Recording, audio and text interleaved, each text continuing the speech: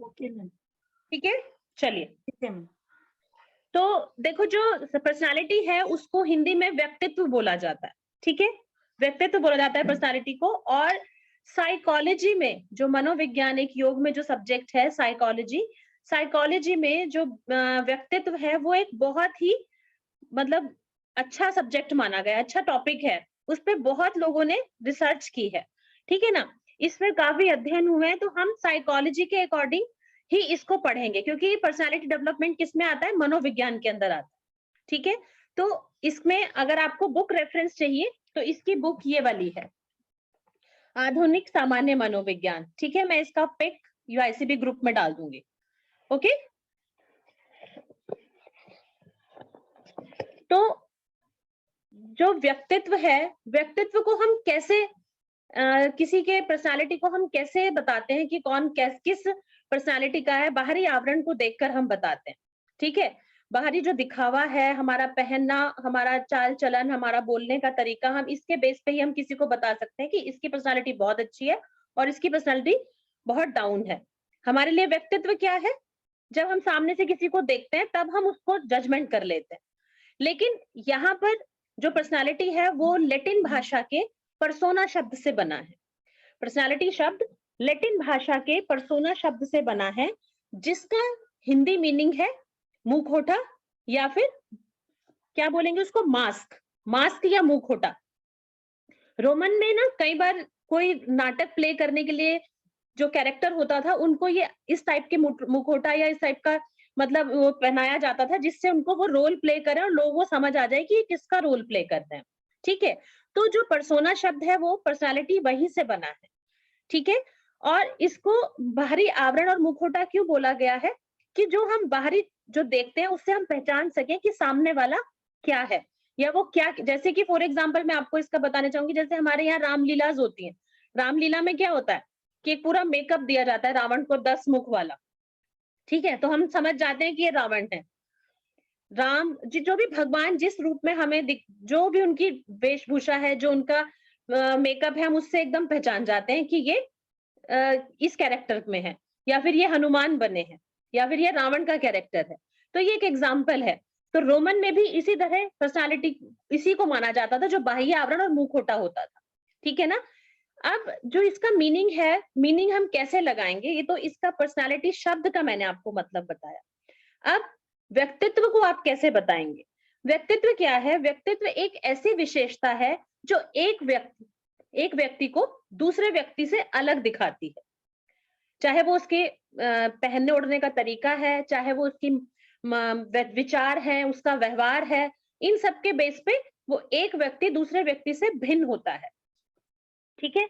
इसको हम पर्सनालिटी हम ऐसे बताते हैं, या फिर इसको और थोड़ा सिंपल लैंग्वेज में कैसे पढ़ेंगे, कि जैसे अगर हमारे पास 5, आप लोग यहाँ मेरी क्लास में 18 स्टूडेंट है, 18 स्टूडेंट में से अगर मैं बात करूंगी शिवा, शिवा कौन है, तो मैं उसको कैसे समझाऊंगी कि हाइटेड है, ठीक है, मतलब हेल्दी है, क्योंकि वो स्पोर्ट्स टीचर है, तो उसकी पर्सनालिटी पूरी तरह से उसको मैच करती है।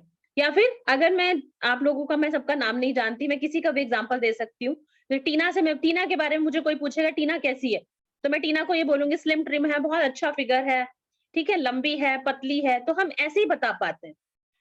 तो ये क्या है, विशेषताएं होती है जो एक इंसान को दूसरे इंसान से अलग दिखाती हैं, लेकिन ये बाहरी चीजें हैं, ये हम बाहर से जो देख के बता रहे हैं, इसको पूरी तरह से मनोविज्ञान में पर्सनालिटी के लिए उपयुक्त नहीं माना गया है। तो उन्होंने पर्सनालिटी में क्या क्या डाला है, कि आपका व्यवहार, आपके गुण, आपके भाव, आपका बोलना चालना, आपका रहन सहन, ये सब उन्होंने पर्सनालिटी के अंदर डाला है, ठीक है। तो अब आप इसका अगर मीनिंग आपको थोड़ा सा भी कहीं लग रहा है तो ये बेसिक ही है सिर्फ, अभी डेफिनेशंस में हम इसको बहुत अच्छी तरह समझ जाएंगे। तो इसकी डेफिनेशंस मैं बाद में दूंगी, पहले आप मुझे बताइए कि आपके लिए पर्सनालिटी क्या है, आप व्यक्तित्व को क्या समझते हैं, बताइए। आपके लिए पर्सनालिटी क्या है, आप किसी से कैसे इंप्रेस होते हैं। मैम किसी के behave For me, the personality is like the values which carry the person. And also he should be neat and clean, but it does not matter is he wearing a very costly things or not, but the how he speak, Okay. and how he or she present himself in front of you, and also how much he is capable of listening. All this shows the personality of person, that what character he is having inside him or her. तो ये श्रद्धा जी के according हो गया। आप में से कोई और बताइए। Ma'am we can see the behaviour of that particular person. Okay. और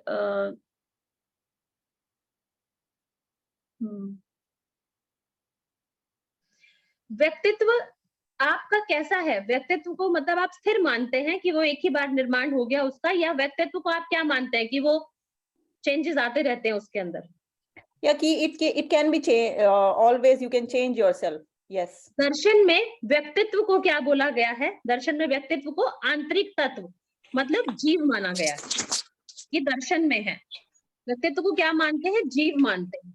ठीक है। व्यक्तित्व स्थिर अवस्था में न होकर ये गतिमान रहता है, ये चेंजेस आते रहते हैं इसमें। व्यवहार कैसे बदलता है? जब हम जिस माहौल में रहेंगे वैसे ही हमारे व्यवहार बदलते रहते हैं। ठीक है। हमारी आदतें, हमारा स्टाइल, ये सब कुछ लाइफस्टाइल सब चेंजेस आते रहते हैं। तो ये क्या है? ये एक स्थिर स्थिति नहीं मानी गई है व्यक्तित्व की। तो जनसाधारण में व्यक्तित्व का क्या अर्थ है? व्यक्तित्व को बाह्य रूप और पहनावे से लिया जाता है।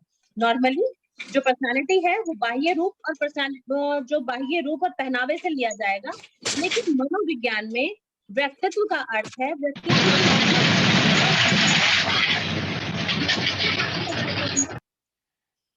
किसका स्पीकर ऑन है?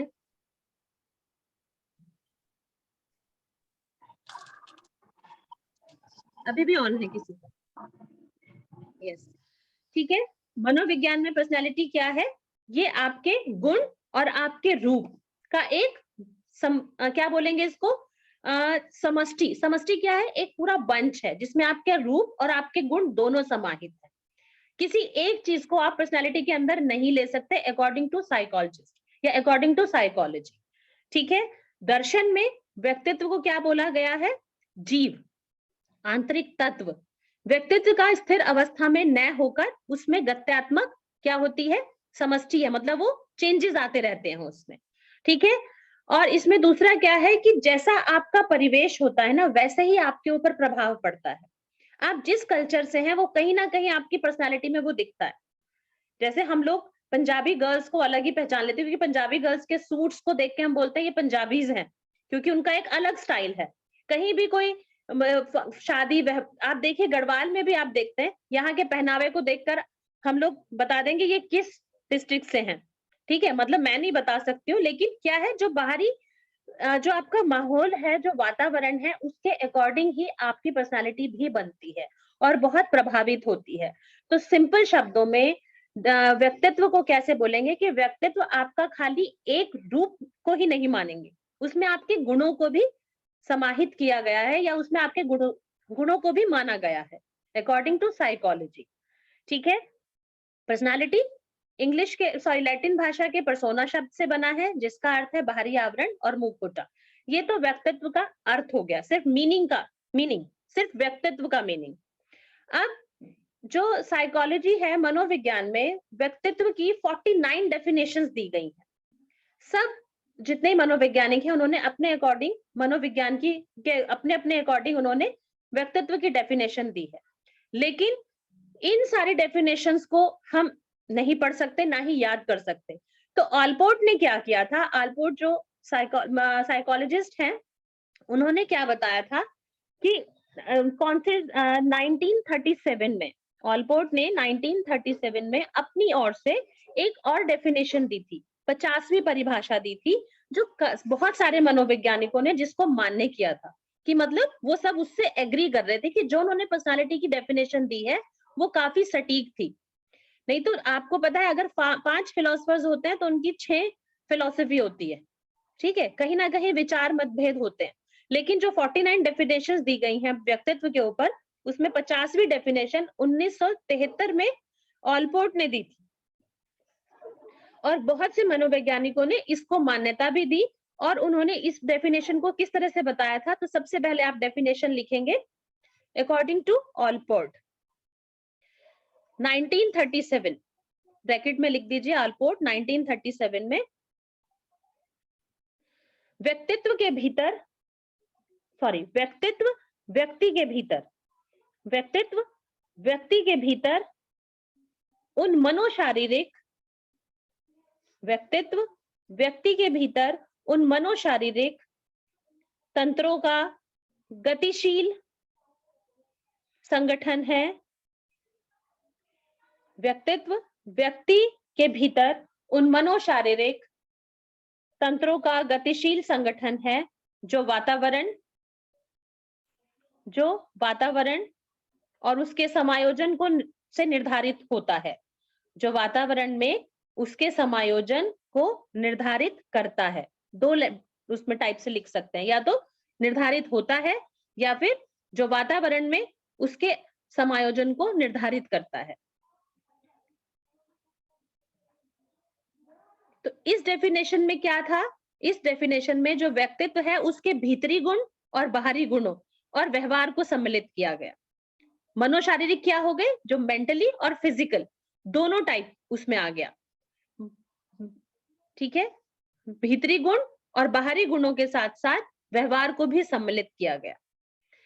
सेकंड डेफिनेशन आइजेंक के अनुसार, सेकंड डेफिनेशन आइजेंक के अनुसार 1952 में दिया था ये।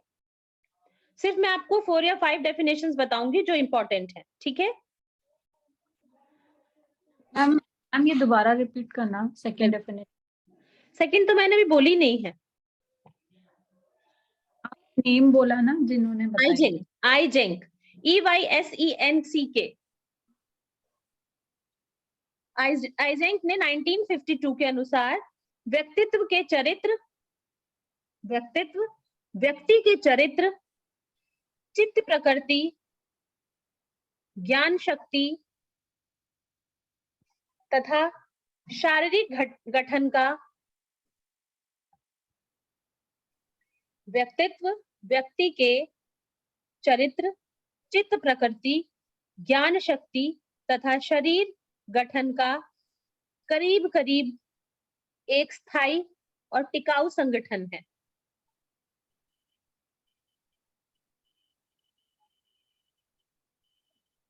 करीब करीब एक स्थायी तथा टिकाऊ संगठन है जो वातावरण में उसके समायोजन का निर्धारण करता है। मैम एक बार और रिपीट कर दीजिएगा। कोई बात नहीं, मैं अभी धीरे धीरे एक बार और उसको बोल देती हूँ। आइजेंक ने जो डेफिनेशन दी है पर्सनालिटी की, उनके अनुसार व्यक्तित्व व्यक्ति के चरित्र, चित्त प्रकृति, ज्ञान शक्ति तथा शरीर गठन का करीब करीब एक स्थायी संगठन है। करीब करीब स्थायी संगठन क्यों बोला गया है इसको? लगभग, मतलब आप उसको एक संगठित रूप देख सकते हैं। पूरी तरह से उन्होंने यहाँ नहीं बोला। करीब करीब लगाने का मतलब क्या है इन दो शब्दों का? कि ऑलमोस्ट, लगभग, ठीक है। हम किसी के व्यवहार, उसके शारीरिक जो गठन है, उसका जो कैरेक्टर है, या फिर उसकी मन की स्थिति है, चित्त प्रकृति क्या है, जो चित्त की प्रकृति है, उसके बेस पर उन्होंने यहाँ चित्त प्रकृति एक शब्द पूरा लिख दिया। टिकाऊ संगठन बता गया। टिकाऊ मतलब कि देखो थोड़ा बहुत चेंज हो सकता है, लेकिन कंप्लीटली कोई कभी भी नहीं चेंज होता। जो पर्सनालिटी है वो आप चेंजेस आएंगे उसमें, माहौल के अकॉर्डिंग बहुत चीजें बदलती है, लेकिन कहीं ना कहीं कुछ चीजें वैसी ही रहती है जैसी थी शुरू से। पूरी तरह से व्यवहार और विचार, व्यक्तित्व नहीं बदल पाता, उसको हम चेंजेस लाते हैं उसके अंदर, इसलिए यहाँ पर करीब करीब शब्द उन्होंने जोड़ दिया है, ठीक है। नेक्स्ट है चाइल्ड के अनुसार। चाइल्ड ने 1968 में जो डेफिनेशन दी थी, उन्होंने बताया था व्यक्तित्व से तात्पर्य। मैम ये पहले वाली कंप्लीट नहीं हुई थी, जो वातावरण में, उसके बाद की लाइन। अपूर्ण जो वातावरण में उसके समायोजन का निर्धारण करता है, जो वातावरण में उसके समायोजन का निर्धारण करता है।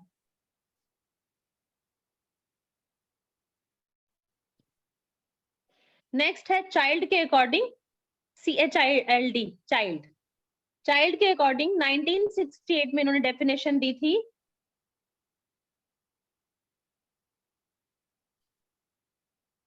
व्यक्तित्व से तात्पर्य आंतरिक कारकों से होता है।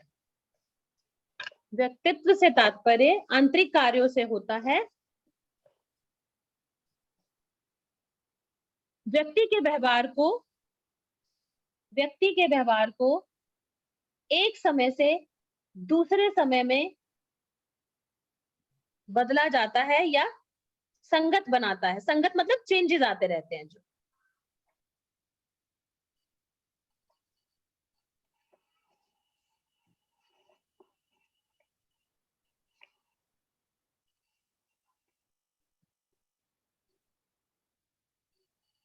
थर्ड डेफिनेशन है इसकी ड्रेवर के अनुसार। ड्रेवर ने साइकोलॉजी की डेफिनेशन दी है।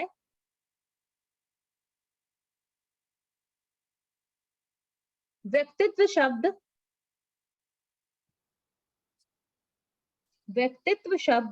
दैहिक, मानसिक, नैतिक तथा सामाजिक गुणों के संगठन को कहते हैं। व्यक्तित्व शब्द दैहिक, मानसिक, नैतिक तथा सामाजिक गुणों के गतिशील संगठन को कहते हैं। गतिशील संगठन को कहते हैं।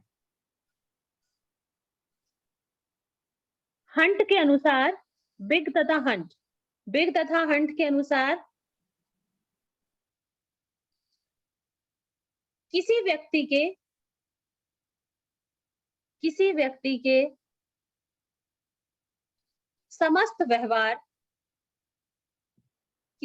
के समस्त व्यवहार और उसकी विशेषताओं का योग ही उसका व्यक्तित्व है।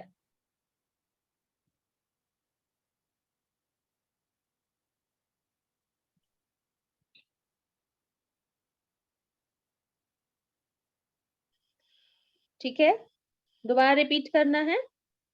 बिग तथा हंट के अनुसार किसी व्यक्ति का समस्त व्यवहार उसकी विशेषताओं का योग ही उसका व्यक्तित्व है। वॉरेन के अनुसार, लास्ट डेफिनेशन है, वॉरेन के अनुसार व्यक्तित्व व्यक्ति का संपूर्ण मानसिक संगठन है।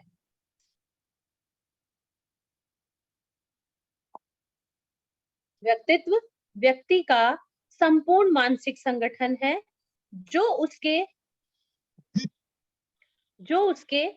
विकास की किसी भी अवस्था में होता है। मतलब जो व्यक्ति का जो संपूर्ण मानसिक विकास किसी भी एज में हो सकता है। व्यक्तित्व व्यक्ति का संपूर्ण मानसिक संगठन है जो उसके विकास की किसी भी अवस्था में हो सकता है। तो ये डेफिनेशंस हो गई।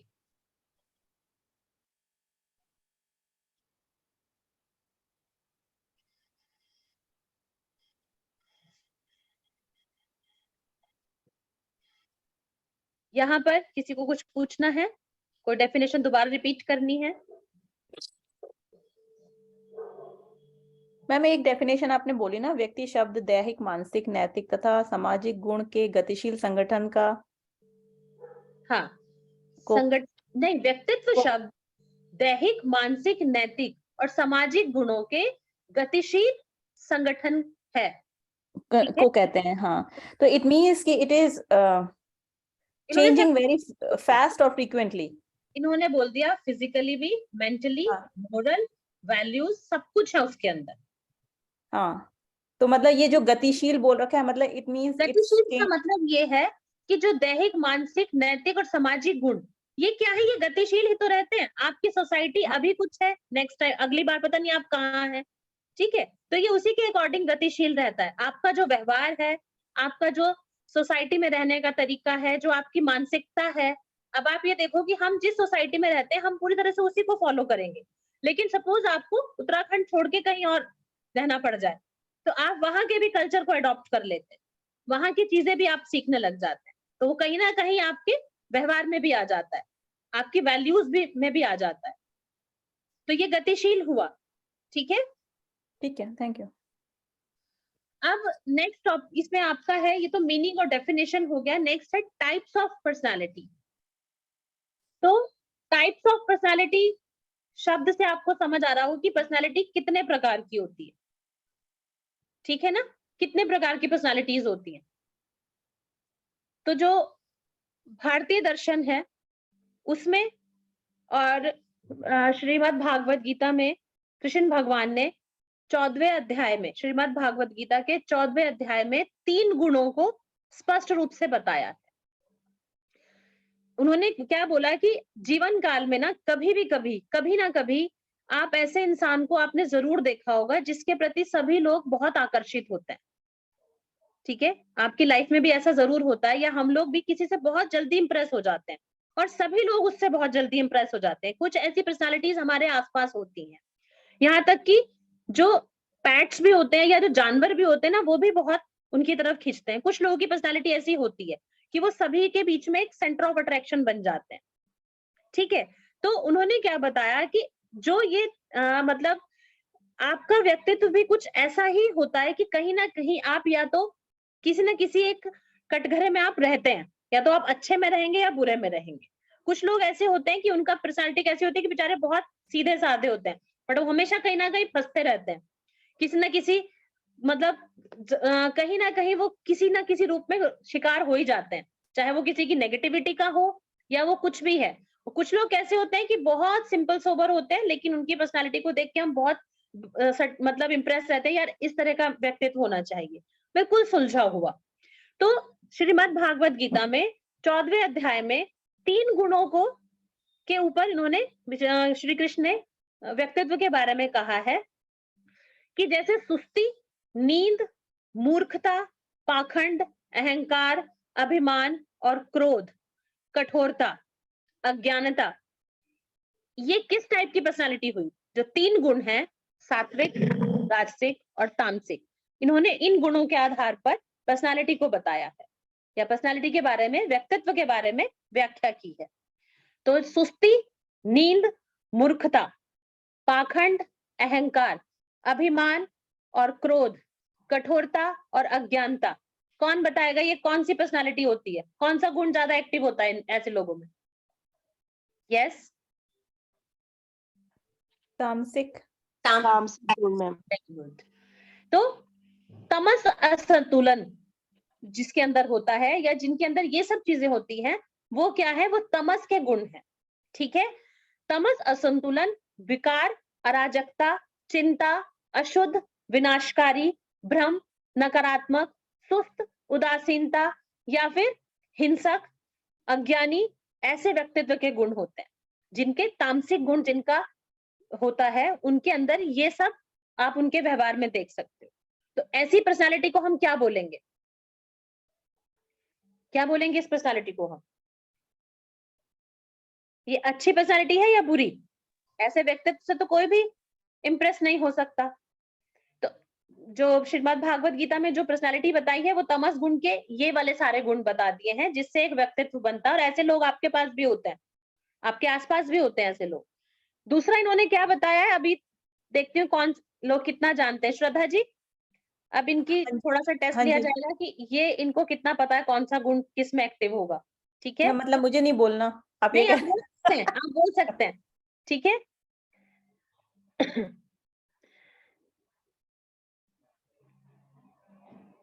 जो रजगुण वाले होते हैं उनके अंदर कौन कौन से वो होते हैं?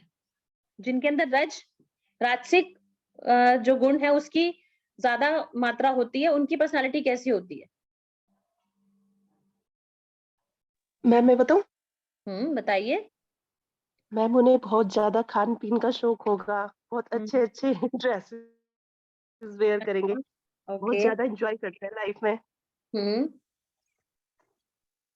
और ठीक बोला? और श्रद्धा जी? हाँ, मुझे तो ठीक लग रहा है, मीडियोकर होते हैं वो लोग। अच्छा, हाँ, और कोई भी बोलिएगा। मैम उनमें कामनाएं बहुत ज्यादा होती है, अभिलाषा ज्यादा होती है, इच्छाएं एक ज्यादा। लाइन में बात खत्म, एक लाइन में बात खत्म। गुड। तो रजस किसको बोला गया है? क्रोध, काम, अहंकार, लालच, दूसरों पर आरोप लगाना, अत्यधिक कठोरता, असंतोष, उग्रता, लगाव। जो सारे गुण जब किसी एक पर्सनालिटी के अंदर होते हैं तो वो कौन सी पर्सनालिटी होती है? वो रजगुण प्रधान व्यक्तित्व होता है। अब जो तीसरा पॉइंट है जिसको हम एक योगी का व्यक्तित्व भी बोल सकते हैं, सत्वगुण। सत्वगुण के लोग कैसे होते हैं? माधुरी जी, बहुत ज्यादा शांत, के लोग कैसे होते हैं? शांत, समाधानी, दूसरों के बारे में अच्छा सोचते हैं। समर्पण भाव, और बोलने बोलने वाले ही सुना है मुझे, कम ज्यादा नहीं सुना है। सच संतोषी बोलने वाले। जो है उसमें संतोष मानते हैं। ओके। परोपकारी होते हैं मैम। क्लास में और भी बोलिए। परोपकारी होते हैं। हम्म हर अवस्था में सम रहने वाले। धर्मानुसार करने वाले होते हैं काम। ओके, तो उच्च व्यक्तित्व माना गया उसको। ठीक है। विचार वाले। हाँ, सत्वगुण वाली पर्सनालिटीज कैसी होती हैं? जो इसमें संतोष, क्षमा, धैर्य, बाह्य पवित्रता, किसी से शत्रुता ना रखना, घृणा का अभाव, चंचलता का अभाव, जोश, आत्मसम्मान, अभिमान की अनुपस्थिति, मन की पूर्ण शुद्धता, सत्यनिष्ठा, मन के साथ साथ शरीर और इंद्रियों। मन के सत्यनिष्ठा कैसी होगी? जो मन के साथ साथ इंद्रियों की भी हो। ठीक है। पूर्ण निर्भयता, ध्यान और योग में निरंतर स्थिर रहना। ये तो बहुत सारे गुण हो गए, तो कोई भी 3-4 गुण आप याद कर लीजिएगा। तो अब इन सबकी एक मिली जुली पर्सनालिटी भी होती है जिनमें ये तीनों गुण, देखो एक गुण बहुत ज्यादा किसी में माना जाता है, पर जो सत्वगुण प्रधान है वो आज के आधुनिक काल में तो बहुत मुश्किल है मिलने वाले।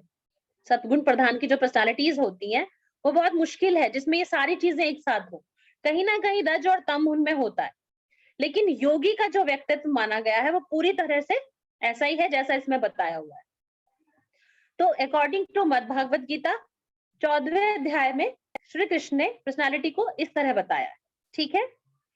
अब हम जो साइकोलॉजिस्ट हैं उनके अकॉर्डिंग पर्सनालिटी के बारे में बात करेंगे कि पर्सनालिटी कितने प्रकार की होती है। बेसिकली जो व्यक्तित्व है उसको सबने अपने अपने तरीके से बताया। ठीक है। क्रैशमर है, जिसमें शेल्डन है, विलियम जेम्स हैं, न्यूमैन, और ये इन लोगों ने पर्सनालिटी को अपने अपने अकॉर्डिंग डिस्क्राइब किया है। तो सबसे पहले क्रैशमर के अकॉर्डिंग हम बात करेंगे। क्रैशमर के अकॉर्डिंग हम व्यक्तित्व के बारे में अगर बात करें मैम तो एक बार ना इसका स्पेलिंग प्रोनाउंस कर दीजिए।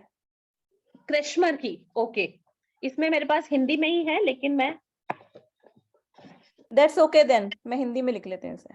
हिंदी में लिख लीजिएगा, मैं इसका कुछ स्क्रीनशॉट भेज दूंगी या फिर। ठीक है, नेम्स का अलग से। ओके।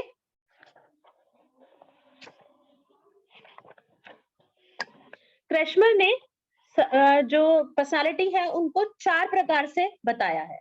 ठीक है। सबसे पहले है पिकनिक,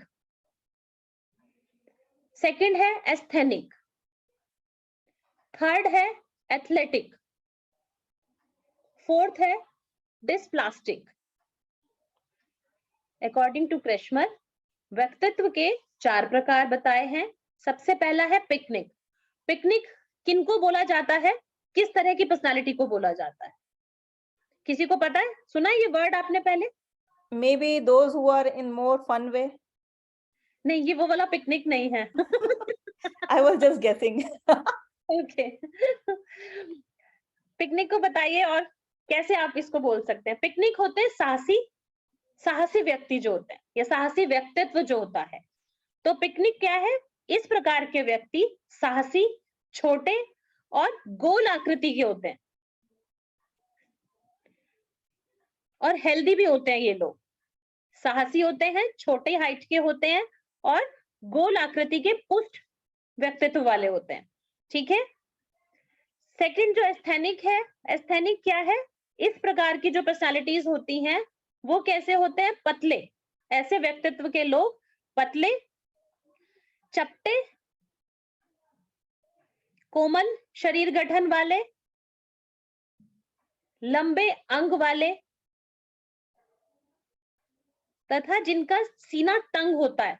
सीना तंग कैसे होता है, कम चौड़ा होता है, ठीक है, तंग सीने वाले।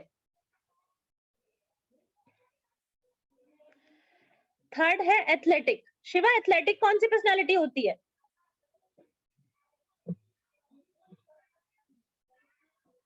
कहाँ गई हमारी पीटीआई? शिवा जी सो गई वो लगता है। नहीं मैम यही हूँ, लेकिन मैम थोड़ा सा इसको थोड़ा अच्छे सा से क्या? नहीं सुन। कैसी पर्सनालिटीज होती है एथलेटिक, बताइए। तंग होती है, गतिशील, एंथेटिक, एंथेटिक, गतिशील, थोड़ा सा। अच्छा चलो मैं बता देती हूँ, तुम रेस्ट करो, मैं बताती हूँ, ठीक है। Athletic ma'am. कैसे होते हैं, इस प्रकार के व्यक्ति अच्छी मांसपेशियों वाले होते हैं, जिनके कंधे चौड़े, हाथ लंबे और पुष्ट अंगों वाले होते हैं, ऐसे लोग। Aesthetic, okay ma'am. समझ आया? Like me. Yes. Thank you ma'am. Fourth है डिस्प्लास्टिक। श्रद्धा जी, ये लोग प्लास्टिक के नहीं होते हैं। ठीक है, पिकनिक तो आपने बहुत अच्छा एक्सप्लेन किया। ठीक है, पर वो भी सही है, जो साहसी होंगे वही पिकनिक पे जा सकते हैं, ठीक है। Adventurous. हाँ Adventurous. बिल्कुल, ये ज्यादा सूट कर रहा है। डिस्प्लास्टिक होते हैं ऐसे शारीरिक, जो ऐसे व्यक्तित्व होते हैं वो कैसे होते हैं, इनका शारीरिक गठन कुछ कैसा माना गया है, इसको मैं ऐसे एक्सप्लेन करूंगी कि यह व्यक्ति अनुचित शारीरिक अनुपात वाले होते हैं। अनुचित शारीरिक अनुपात तथा विशेष शारीरिक गठन रखने वाले। अनुचित कौन से हो गए, जिसमें कुछ भी अटपटा होगा, और विशेष क्या होगा, जिसमें कुछ अलग होगा, ठीक है। इस प्रकार के व्यक्तित्व में शारीरिक असमानताएं पाई जाती हैं। शारीरिक असमानताएं पाई जाती है, जैसे किसी की 6 उंगलियां हो गई, ठीक है, समझते हो, जैसे ऋतिक रोशन है, उसके एक हाथ में 5 है ना, 2 थंब है, उसके 2 अंगूठे हैं, तो कुछ ना कुछ अंग असमानताएं होती है उनमें। और जो क्रिश्मर है, उन्होंने एस्थेटिक और एथलेटिक शारीरिक रचना वाले व्यक्तियों को कैसा बताया, इनकी नेचर कैसी होती है, शर्मीले होते हैं, अकेले रहने वाले होते हैं और संवेदनशील होते हैं। जो एस्थेटिक और एथलेटिक होते हैं वो कैसे होते हैं, शर्मीले, अकेले रहने वाले और संवेदनशील। नेक्स्ट साइकोलॉजिस्ट है जंग। जंग ने 3 भागों में पर्सनालिटी को बांटा है, व्यक्तित्व को 3 प्रकार से बताया है। एक है बहिर्मुखी, एक अंतर्मुखी और एक मध्यमुखी। जो बहिर्मुखी होते हैं वो लोग कैसे होते हैं, बहिर्मुखी, ये लोग सामाजिक, ऐसा जो पर्सनालिटी होती है वो सामाजिक, मिलनसार, संतुष्ट, प्रसन्नचित, चिंताओं से मुक्त रहने वाले होते हैं, और हमेशा बाहरी, जो बाहरी विश्व क्या होता है, जो सोसाइटी में खूब मिलते जुलते हैं, सबके साथ मेलजोल रखने वाले होते हैं, और इनका जो व्यवहार होता है वो बहुत निपुण होता है। ये हम कहते हैं ना कि ये तो पार्टी की जान आ गई है, या ये तो हमारी कॉलोनी की जान है। क्यों बोलते हैं हम ऐसे लोगों को? आज के आसपास कुछ ऐसे होंगे जो बहुत हंसी मस्ती मजाक वाले होते हैं, तो अगर आपके घर में या कहीं कोई पार्टी होती है, अगर वो बंदा ना आए तो आपको बड़ा यह लगता है कि पार्टी की आज जान नहीं आई है, सभी लोग मुस्कुरा रहे हैं, तो मतलब आप में से भी एक पर्सनालिटी ऐसी हो सकती है ना। और बहिर्मुखी व्यक्ति कैसे होते हैं, ये व्यक्तित्व कैसा पाया जाता है, आशावादी और अवसरवादी। आशावादी होते हैं और अवसरवादी स्वभाव के होते हैं। ये कार्य करने को बहुत महत्व देते हैं, हमेशा तत्पर रहते हैं काम करने के लिए।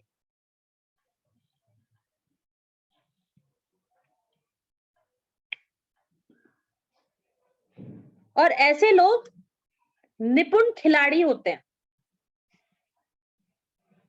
ठीक है, नेक्स्ट है अंतर्मुखी। ये लोग कैसे होंगे? जो बाहरी व्यक्तित्व है ये इसके बिल्कुल ऑपोजिट होते हैं। मैम पहले बताया वो सभी बहिर्मुखी का है क्या? पहला बहिर्मुखी था, ठीक है। ठीक है। सेकंड है अंतर्मुखी। ये लोग कैसे होते हैं? बहिर्मुखी व्यक्तित्व के बिल्कुल विपरीत होते हैं। अब बिल्कुल विपरीत कैसे होंगे श्वेता? विपरीत बताओ कैसे होंगे? मैम जो रिजर्व नेचर के होंगे, ज्यादा मिलनसार नहीं होंगे, अपने अंदर अंदर मतलब इस टाइप की पर्सनालिटी होगी आपकी जो अंतर्मुखी के अंदर उनको बताएंगे। हंसी मजाक पसंद नहीं है, ज्यादा इवेंट्स में जाना हाँ जी। पसंद नहीं है, अपने कार्य के प्रति और कर्म को ही ज्यादा महत्व देते हैं, किसी दूसरे के काम बहुत कम आते हैं ऐसे लोग। आध्यात्मिक मैम। विषयों को पढ़ने में बड़े इंटरेस्टेड होते हैं।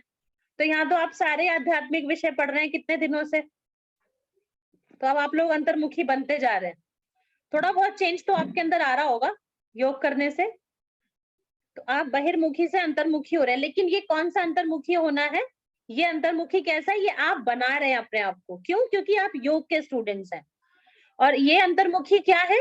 जिनका बाय बर्थ जो बचपन से ही इनकी नेचर ऐसी होती है कि सबसे के साथ मिक्सअप नहीं होते हैं, ठीक है, थोड़े जिद्दी स्वभाव के होते हैं और अपने जीवन से ये लोग कभी संतुष्ट नहीं होते।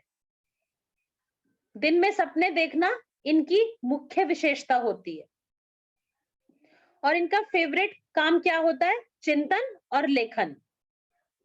इन्हें सोचना और लिखना बहुत पसंद है होता है, ऐसे पर्सनालिटी होती है ये।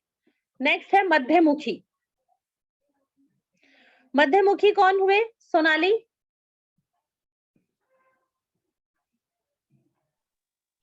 मैम इन दोनों के बीच के होंगे। यस यस, बहुत अच्छा गैस किया। इन दोनों के बीच सविता जी कैसे मानेंगे आप इनको? मतलब न्यूट्रल ना ज्यादा प्रसन्न रहते हैं और ना दुखी रहते हैं, बीच में रहते हैं। ऐसे कैसे रह सकता है कोई? या तो बहुत बिल्कुल चुप होगा, प्रसन्नता के टाइम पर ज्यादा प्रसन्न नहीं रहते और दुख होने के टाइम पर ज्यादा दुखी नहीं। फिर तो कोई योगी हो गए। सम रहते हैं। सम तो नहीं रह सकते ना कोई भी, सम तो सिर्फ योगी रह सकते हैं, बाकी हमारे साधारण मनुष्य के लिए तो बड़ा मुश्किल है। मैम जो ऐसे सिचुएशन के अकॉर्डिंग अपने आप को चेंज करते हैं अपना बिहेवियर। इनको हम थोड़ा मूडी भी बोल सकते हैं। ये पूरी Moody। तरह से ना अंतर्मुखी होते हैं ना पूरी तरह से बाह्यमुखी होते हैं, ठीक है। इनमें कुछ गुण ऐसे होते हैं कि हंसमुख भी होता है कभी कभी, और कभी कभी ये बिल्कुल अंतर्मुखी हो जाते हैं, बिल्कुल चुप। इन दोनों का मिश्रण माना गया इनको, ठीक है। और ऐसे व्यक्तियों की ज्यादा अधिकता होती है समाज में। हमारे सोसाइटी में युग ने ऐसा बताया कि ये जो बीच वाले व्यक्तित्व वाले लोग होते हैं ना, इनकी अधिकता ज्यादा पाई जाती है सोसाइटी में, ठीक है। नेक्स्ट है शेल्डन। शेल्डन के अकॉर्डिंग व्यक्तित्व का वर्गीकरण। शेल्डन ने व्यक्तित्व को 3 प्रकार से बताया। शेल्डन ने व्यक्तित्व को 3 प्रकार से बताया। नंबर 1, गोला आकार। गोला आकार जो दिखने में मोटे, छोटे, भारी तथा जिनके गोल गोल बॉडी, फिजिक जिनका गोल गोल होता है। अब फिजिक गोल गोल कैसे हो सकता है? कुछ लोग तो बेचारे बहुत बाद में होते हैं इस कंडीशन में, कुछ शुरू से तो पतला ही होता है, लेकिन थोड़े टाइम बढ़ते बढ़ते शादी के बाद उनकी स्थिति ऐसी हो जाती है। लेकिन यहाँ पर गोलाकार क्या है? जिनका शरीर शुरू से ही मोटा, भारी, जिनका पेट बड़ा होता है, पाचन क्रिया जिनकी कम विकसित होती है। ऐसी पर्सनालिटीज आपके आसपास होंगी, घर में तो बहुत ही होते हैं ऐसे लोग हमारे, ठीक है। नेक्स्ट है आयताकार। ये लोग कैसे होते हैं? ये लोग खूब शक्तिशाली होते हैं, आयताकार। इनकी हड्डियां और मांसपेशियां मजबूत होती है। ये लंबे चौड़े डील डोल वाले होते हैं। और थर्ड है लंबा आकार। इन्होंने बहुत सिंपली इसको डिस्क्राइब किया है, तो ये तुम्हें याद रहेगा। थर्ड पॉइंट है लंबा आकार। इनका कद तथा हड्डियां लंबी होती हैं। ये कोमल, कमजोर शरीर के मालिक होते हैं।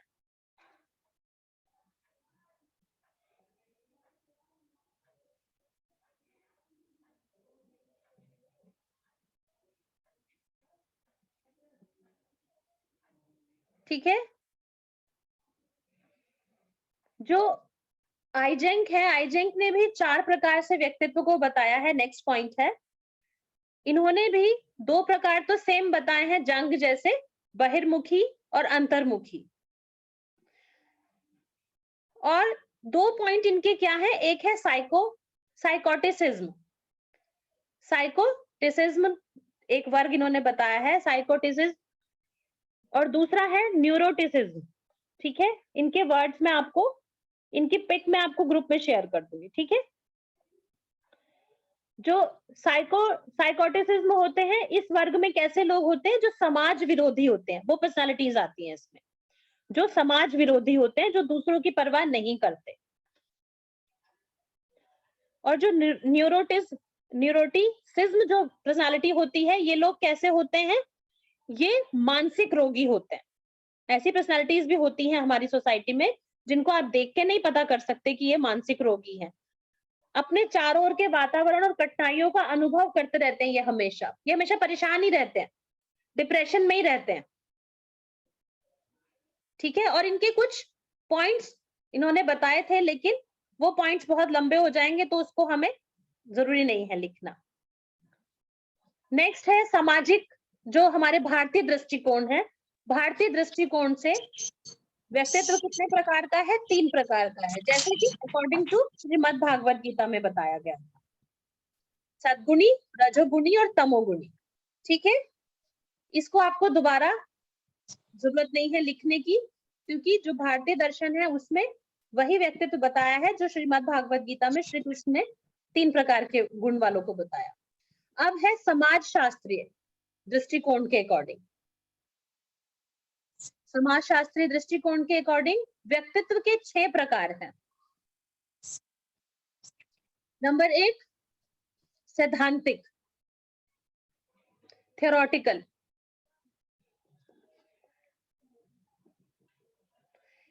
ये वो व्यक्तित्व होता है, या उस तरह के व्यक्ति होते हैं जो व्यवहार से ज्यादा सिद्धांतों पर विश्वास करते हैं, जैसे कवि, लेखक, दार्शनिक, ये सब इसी कैटेगरी में आते हैं। सैद्धांतिक दृष्टिकोण जो व्यक्तित्व होते हैं, वो क्या है, वो अपने सिद्धांतों पर जीते हैं। ठीक है, सेकंड है आर्थिक, इकोनॉमिक। ऐसी पर्सनालिटीज क्या कौन सी होती है, जो हमेशा धन की चिंता करती हैं, जैसे व्यापारी, दुकानदार, उद्योगपति, ये सारे इस कैटेगरी में आते हैं। ये हर काम को कैसे देखते हैं, लाभ की दृष्टि से। नेक्स्ट है सामाजिक, सोशल, जिनमें ये वो पर्सनालिटीज होती हैं जिनमें दया, सहानुभूति, सहिष्णुता, समाज सेवा की भावना प्रबल होती है। कुछ पर्सनालिटीज हमारे आसपास ऐसी होती है कि आप उनको कभी भी, आप उनके पास हेल्प के लिए जाएं या आप उनसे कोई भी काम कहें, वो हमेशा रेडी रहते हैं, उनको ना करना आता ही नहीं है। फोर्थ है राजनीतिक, पॉलिटिकल पर्सनालिटी। ये कौन से लोग होते हैं, जिनको दूसरों पर अपनी सत्ता को या निर्देश देने की आदत होती है, जो दूसरों पर अपना प्रभुत्व और नियंत्रण करने की जिनमें योग्यता होती है। कुछ लोग होते हैं ना बहुत कमांडिंग से, चाहे उनको कोई सुन भी नहीं रहा है, उनके कोई मान भी नहीं रहा है, लेकिन उन्हें कमांड देने की आदत होती है हर जगह जाए, चाहे आपका वर्क प्लेस हो या आपकी फैमिली हो, कहीं ना कहीं एक ऐसी पर्सनैलिटी तो जरूर होती है जिनको लगता है वो बड़े हैं या फिर वही सबसे अच्छा निर्देश दे सकते हैं। ठीक है, नेक्स्ट है धार्मिक, रिलीजियस।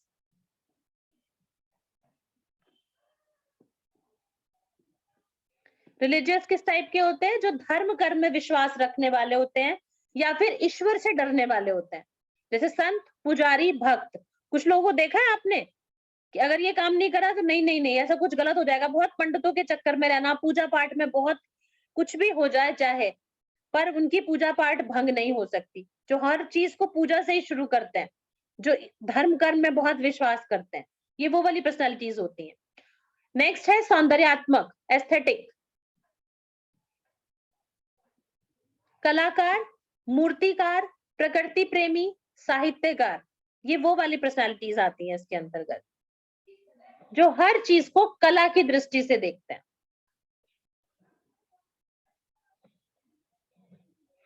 तो ये जो पर्सनालिटी का सबसे पहले जो मैंने आपको बताया था वो क्या था कि पर्सनालिटी क्या है, आपके बाहरी और आंतरिक, मनोशारीरिक और व्यवहार की एक समष्टि है या एक संगठन है।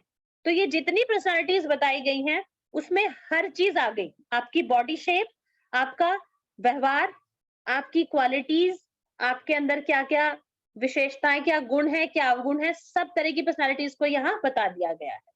ठीक है, अभी इससे रिलेटेड आपको क्या समझ में नहीं आया?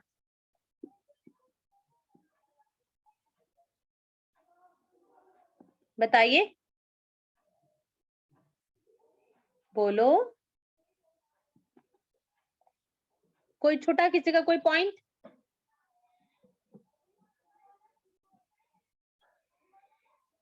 क्लियर?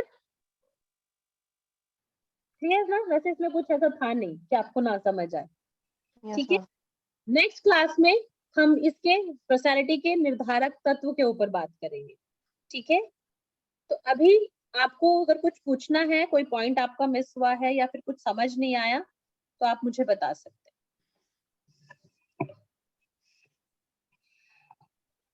जो पर्सनालिटी के बारे में जो डेफिनेशंस दी थी ना, वो डेफिनेशन जो 49 डेफिनेशंस बताई गई थी और जो 58 डेफिनेशन थी वो किसने दी थी? कौन से मनोवैज्ञानिक ने दी? कॉपी नहीं देखेंगे कोई? कौन से मैम मनोवैज्ञानिक? ऑलपोर्ट। आलपोर्ट ने। कौन से ईयर में दी थी? 73 में मैम। 37 नहीं, 73 73 में। 37 नहीं 73। ठीक है, और उसके बाद मैंने आपको 73 लिखाई थी। है मैम। मैम ऑलपोर्ट ने कब दिया था, किस सन में? 73 में। ऑलपोर्ट ने 73 में दिया था।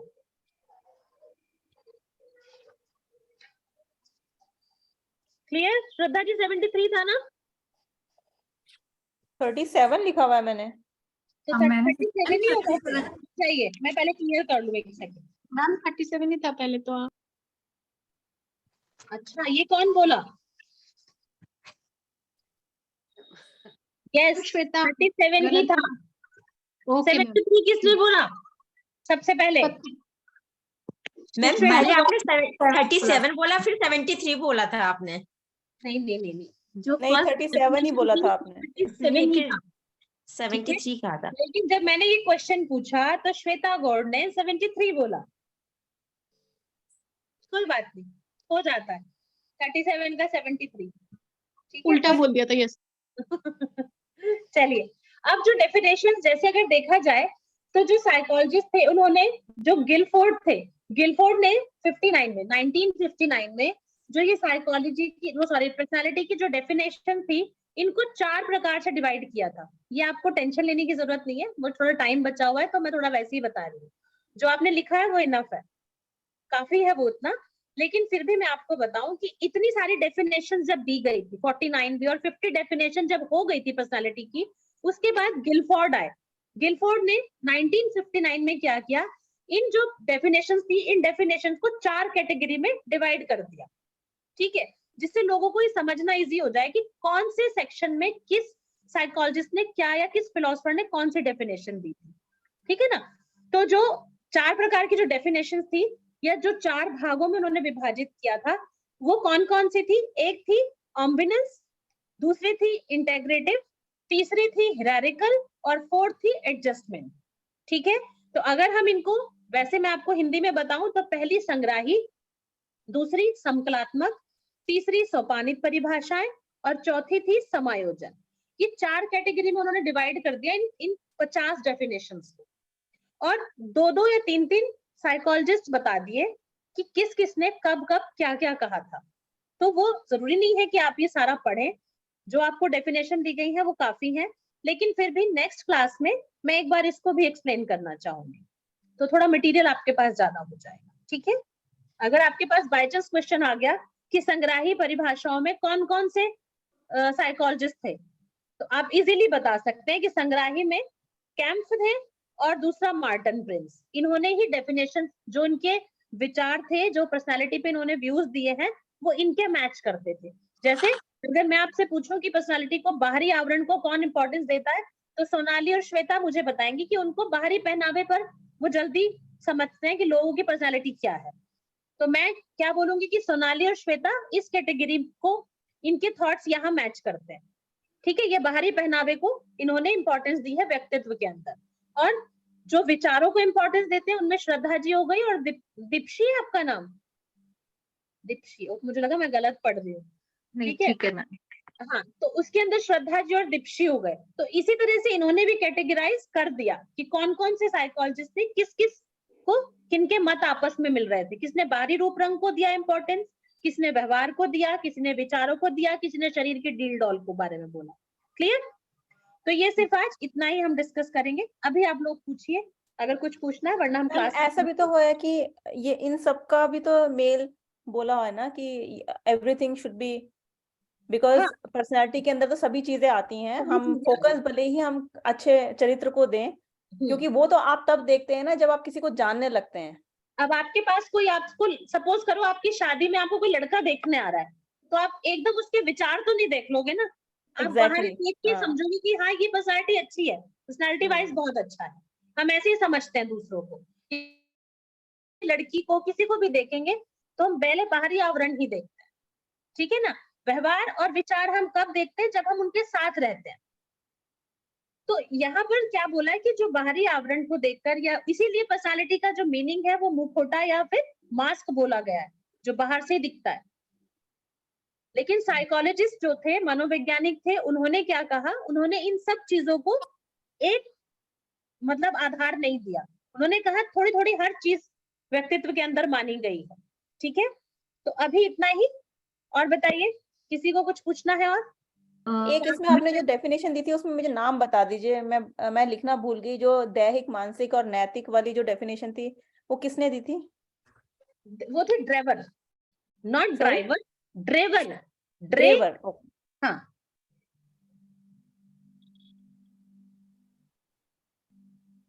ठीक है, थैंक ओके। मैम समाज शास्त्रीय दृष्टिकोण से है, उसमें 6 नंबर का क्या है? समाजशास्त्री दृष्टिकोण से 6 नंबर का है सौंदर्यात्मक। एक बार मैं और चेक कर लेती हूँ। मैम आपने आई जैंक के अकॉर्डिंग बताया था, तो उसमें 4th नंबर का क्या था?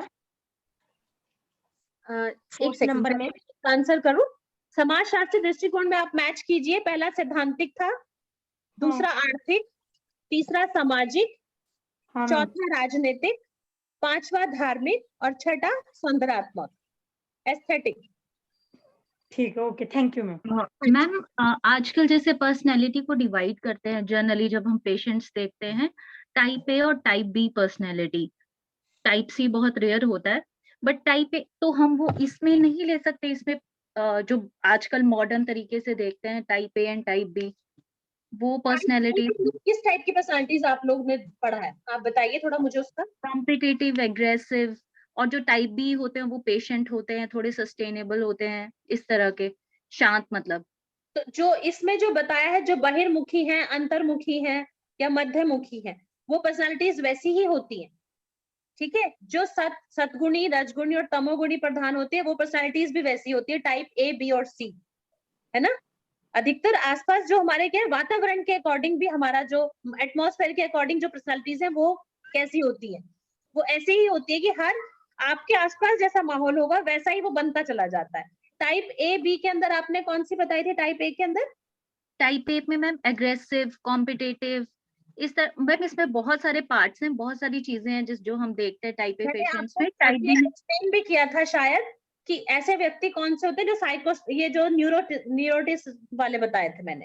हाँ जी, न्यूरोटिसिज्म वाले जो लोग थे वो कौन से थे? वो मानसिक रोगी बताए थे, है ना। और साइकोटिज्म वाले थे जो वो कैसे थे? वो समाज विरोधी होते हैं। हाँ, तो कहीं ना कहीं वो एक्सप्लेन है, कहीं किसी न किसी भी साइकोलॉजिस्ट ने वो अपने उसमें बताया हुआ है। ठीक है, इसीलिए मैंने आपको दर्शन के अकॉर्डिंग भी और वेस्टर्न जितने भी फिलोसफर्स है, साइकोलॉजिस्ट है, उनके सबके अकॉर्डिंग मैंने आपको पर्सनालिटीज बता दी। तो आपके पास इससे रिलेटेड कोई भी क्वेश्चन आएगा तो वो नहीं, आप मतलब ऐसा नहीं होगा कि आप उसका आंसर ना दे पाए, ठीक है? ठीक है। नहीं, पर I want to ask one thing that Deepshikha Kangana asked that type A and type B में, तो type A में तो दोनों ही आ गए ना, साइकोटिज्म और न्यूरोटिज्म। हाँ हाँ, मतलब मैं वही बोल रही हूँ कि टाइप ए और टाइप बी बहुत ज्यादा वाइडली उन्होंने बहुत सारी चीजों को इसमें इंक्लूड कर दिया हुआ है। तो मैं यही पूछ रही थी कि जैसे मैम ने मॉडर्न तरीके से हमें बताया कि ये मॉडर्न फिलोसफर्स ने इस तरह से बताया, तो आजकल जैसे हम पेशेंट्स देखते हैं, कुछ भी देखते हैं, तो वो उसमें जब डायग्नोसिस वो लिखते हैं, साइकेट्रिस्ट डायग्नोसिस लिखते हैं, तो टाइप ए और टाइप बी पर्सनैलिटी लिख के करते हैं। मैंने किसी का देखा था तो इसलिए पूछा। ओके, लेकिन मैं आपको बुक का रेफरेंस दे सकती हूँ कि कहाँ किसके अकॉर्डिंग मैंने आपको बताया, तो हम बुक के अकॉर्डिंग चलेंगे, ठीक है ना? क्योंकि जो बुक के अकॉर्डिंग क्या होता है, हमारे पास प्रूफ है। हाँ अब जी। जो आपको जो साइकोलॉजिस्ट जो बता रहे हैं, उन्होंने किसकी थ्योरी पढ़ी या किसके रेफरेंस में उन्होंने ये सब कुछ पढ़ा, वो भी कहीं ना कहीं ठीक ही होगा अगर वो डॉक्टर लिख रहे हैं तो। लेकिन मेरा कहने का क्या मतलब है, जो टाइप ए और टाइप बी है उसकी वो भी यहाँ किसी न किसी रूप में उसका वर्णन किया हुआ है, जितने मैंने आपको पर्सनालिटी के टाइप्स बताए हैं, ठीक है? जैसे कि आइजेंक ने जो बताए हैं, इसके चारों प्रकार आपके टाइप ए, बी और सी से मिलते हैं, है ना? ठीक है, तो मैम यहाँ इनके नाम भी बता दीजिए आईजेंक के अकॉर्डिंग। मैंने आपको लिखवाया था ना, बहिर्मुखी, हाँ अंतर्मुखी, जी, साइकोटिज्म और न्यूरोटिसिज्म, ठीक है? ठीक है मैम, ठीक है, थैंक यू मैम। हाँ जी, थैंक यू मैम। ओके जी, चलिए और कुछ पूछना है? Thank you ma'am. It's a very interesting class thank actually. You so much. आप लोगों को इंटरेस्ट आना चाहिए, तभी हमारे पढ़ने का पढ़ाने का कोई मतलब है, अदरवाइज तो फिर हमें लगता है कि बच्चे अगर बोर हो रहे हैं तो फिर कोई फायदा नहीं है। वैसे भी ये I time don't think so कि इसमें से कोई भी टीचर ऐसा है जिसकी क्लास में हम लोग बोर होते होंगे। We always are looking forward for the class actually. बिल्कुल, देखो टीचर्स अपनी तरफ से पूरी मेहनत करता है कि बच्चों को सब कुछ, स्टूडेंट्स को समझ आए और इंटरेस्ट के साथ भी पढ़े। तो इसलिए हम चारों की तो यही कोशिश रहती है कि आप लोग एंजॉय करें क्लास को, पढ़ाई के साथ साथ। Actually मतलब मेरे ख्याल से अभी एक ग्रुप ने भी किसी में डाला है, and very true कि we really enjoyed it actually. Thank you so much. चलिए, ओके, क्लास ओवर करते Thank हैं। you, ma'am. Thank you ma'am. Thank you ma'am. Okay.